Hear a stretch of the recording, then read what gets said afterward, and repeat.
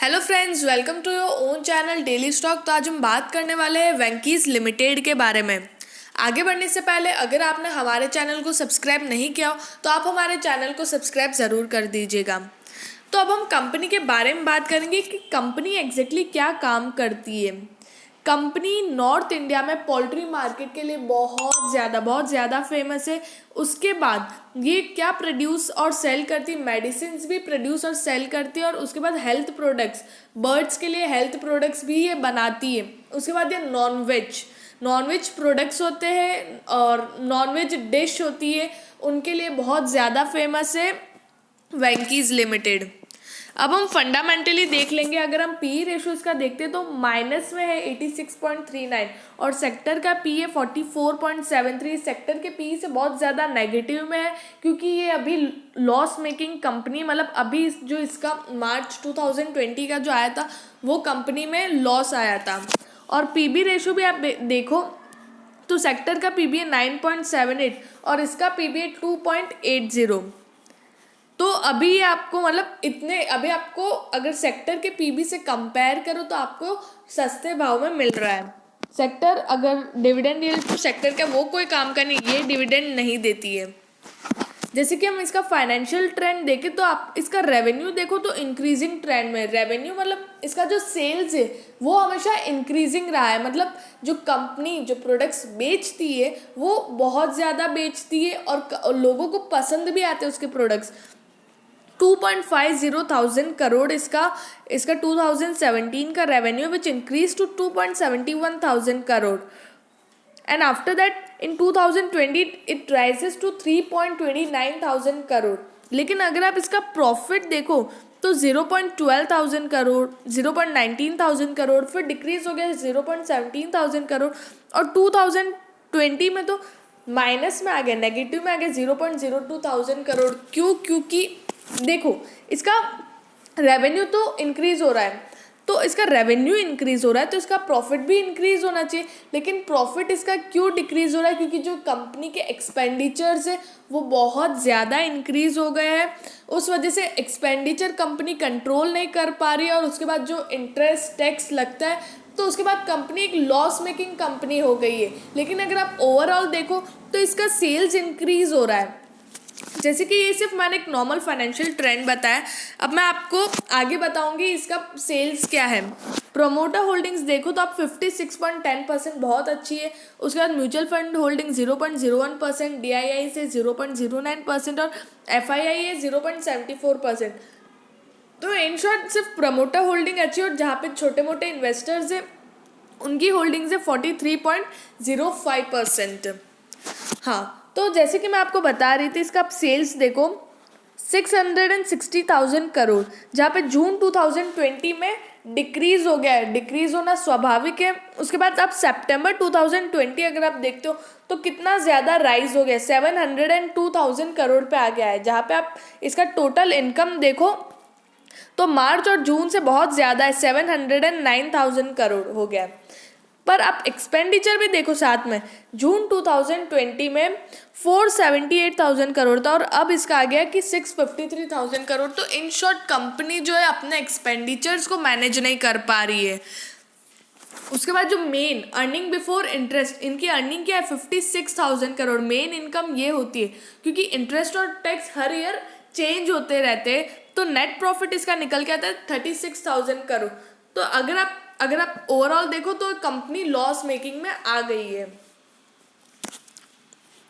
Basic EPS देखो तो वो भी लॉस में, ऑब्वियसली वो भी लॉस में होंगे जब कंपनी लॉस में आ रही है। तो माइनस में 19.28 रुपीज़, ये 2020 का डेटा है। और जो बुक वैल्यू है वो भी डिक्रीज हो गई 625.73, जो 2019 में था वो डिक्रीज हो के 593.62 पे आ गई क्योंकि कंपनी के एसेट्स से वो भी डिक्रीज हो रहे हैं और लायबिलिटीज इंक्रीज हो रही है। रिटर्न ऑन नेटवर्थ इक्विटी वो भी डिक्रीजिंग ट्रेंड में है। कंपनी की मतलब जो इन्वेस्टर्स जो पैसा लगाते हैं उस पर उनको कितना रिटर्न मिल रहा है तो वो भी डिक्रीजिंग ट्रेंड में 19.75% था, अब माइनस में आ गया है। Return on capital employed, company जो पैसा लगा रही है उस पर उनको कितना रिटर्न मिल रहा है वो भी उनको डिक्रीज में 2.26%। फिर रिटर्न ऑन एसेट्स, एसेट्स पे कितना रिटर्न मिल रहा है वो भी 1.70।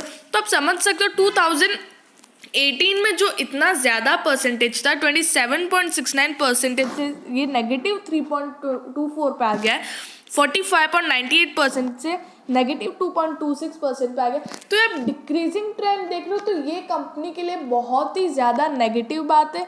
तो अब ऐसी सिचुएशंस में हम है ना इसमें इन्वेस्ट नहीं कर सकते, लेकिन हम आगे और भी चीज़ें देखेंगे, जैसे कि करंट रेशो आप देख सकते हो। तो करंट रेशो कंपनी का वो भी डिक्रीज हो रहा है 1.52 से 1.21 पे आ गया, और क्विक रेशो जैसे कि आप देखो तो 0.84 से 0.89 आ गया। तो कंपनी का जो कैश फ्लो है वो इन शॉर्ट इतना भी गंदा नहीं है, वो नॉर्मल है, ठीक है। और करंट रेशो क्विक रेशो आपको नहीं पता हो तो हमने लिंक डिस्क्रिप्शन में दी हुई है, जहाँ पे आप टोटल डेट देखो तो डेट कंपनी का इंक्रीज हो रहा है 0.33, और जो एसेट टर्नओवर रेशो है वो कंपनी का इंक्रीज हो रहा है। मतलब जो एसेट्स है उनसे वो एसेट से कितनी एफिशिएंटली वो मतलब प्रोडक्ट्स को प्रोड्यूस कर रहे हैं और सेल कर रहे हैं, तो वो कंपनी का इंक्रीज है। तो ये एक पॉजिटिव बात है, जहाँ पे अब हम देखेंगे कि कंपनी एग्जैक्टली क्या क्या चीज़ें बेचती है। Chicken cutlets, chicken pop, chicken samosa, chicken burger patty, फिर चिकन फिंगर्स, चिकन नगेट्स। तो ये सारी चीज़ें मतलब मर्ग masala, butter chicken, chicken keema, chicken seekh kebab, chicken हरियाली कबाब। तो ये जो चीज़ें हैं तो वेंकीज़ लिमिटेड ये सारे प्रोडक्ट्स को मतलब एक तरह से मतलब इन्होंने रेस्टोरेंट्स खोल दिए और ये सारी चीज़ें वो सेल करते हैं, ठीक है।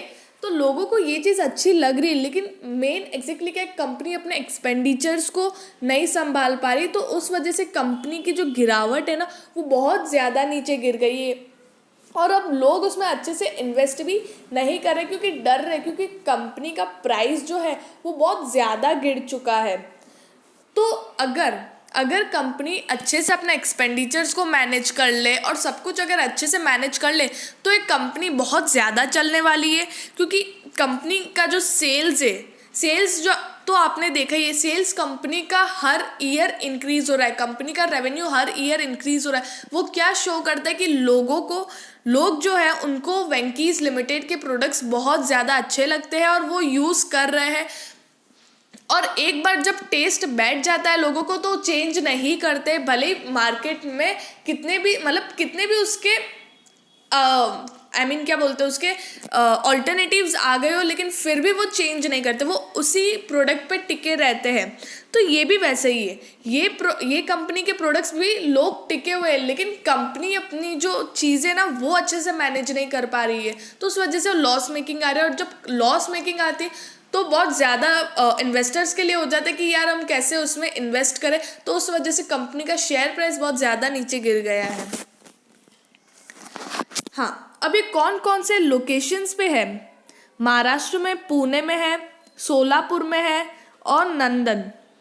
गुजरात में आनंद में है, उत्तराखंड में देहरादून, मांडूवाला, रामपुर। उत्तर प्रदेश में भी ये अवेलेबल है, हरियाणा में अवेलेबल है, पंजाब में जैसे कि देख सकते हो पंजाब में ऑब्वियसली ज़्यादा जगह होगा क्योंकि सब पंजाबी लोग, सब नॉन वेजिटेरियन। लुधियाना, होशियारपुर, गुरदासपुर, पठानकोट, बाटला, फिर संगरूर, बरनाला, पटियाला, मानसा। मतलब पंजाब में हर जगह अवेलेबल है, उनके कमर्शियल फार्म्स अवेलेबल है, मतलब जहाँ पर मतलब उनके प्रोडक्ट्स को बनाने की तैयारी चलती है। उसके बाद देखो आप फार्म्स इतने सारे, तो उनके फार्म्स है जहाँ पे उनको लाया जाता है और मीट और ये सब चीज़ें बनाई जाती है, काटी जाती है, और उसके बाद उनके प्रोडक्ट्स बनते हैं, वो मार्केट में सेल होते हैं। तो इतनी सारी लोकेशंस है, आगे भी है जहाँ पे हरियाणा में है, मध्य प्रदेश में है, हिमाचल प्रदेश में है, जम्मू एंड कश्मीर में भी है, बिहार में है, फिर राजस्थान में भी है, सिक्कर में है। तो इतनी सारी जगह उनके फार्म्स अवेलेबल है जहाँ पे काम चलते, लेकिन हो सकता है बहुत सारे फार्म्स ऐसे ही पड़े हो जहाँ पे काम अच्छे से नहीं चल रहा हो, जहाँ पे ऐसे ही उनका एक्सपेंडिचर क्रिएट हो रहा हो, तो उनको वो चीज़ मैनेज करनी चाहिए। तो अब हम वेंकीज का देखें, करंट प्राइस देखें तो 1665.60 और लास्ट फ्राइडे को 2.69% ऊपर था, जहाँ पे 43.75 रुपीज़ का इन्होंने मूवमेंट दिया है। वो बहुत ज़्यादा अच्छी बात है। अगर आप स्विंग ट्रेडर या इंट्राडे वाले हो तो आपको तो मज़े ही आ जाए, क्योंकि एक शेयर पे आपको इतना मुनाफा मिलना तो बहुत ज़्यादा अच्छी बात है। और हाई जैसे कंपनी का देखो, 5 ईयर हाई अगर हम देखें तो 4725। अगर हम हाई से कंपेयर करें तो शेयर का प्राइस बहुत ज़्यादा नीचे, तो इसको बहुत ज़्यादा टाइम लगेगा अपने हाई तक आने के लिए, क्योंकि कंपनी को ऐसा कुछ इनोवेशन करना पड़ेगा, या कंपनी को मतलब कुछ तो ग्रोथ दिखानी पड़ेगी कि जिस वजह से इन्वेस्टर्स इन्वेस्ट करें। क्योंकि अभी कंपनी की ऐसी रेपुटेशन और ऐसी हालत देखे तो कोई भी इसमें इन्वेस्ट नहीं करेगा। क्यों नहीं इन्वेस्ट करेगा? क्योंकि कंपनी लॉस मेकिंग है, कंपनी के एक्सपेंडिचर्स इतने ज़्यादा है कि वो कंपनी मैनेज नहीं कर पा रही है। तो और कंपनी में ग्रोथ भी नहीं दिख रहा है कि हम उसमें इन्वेस्ट कर ले। लेकिन एक चीज़ है कि कंपनी की सेल्स रेवेन्यू वो हमेशा इंक्रीजिंग ट्रेंड में है।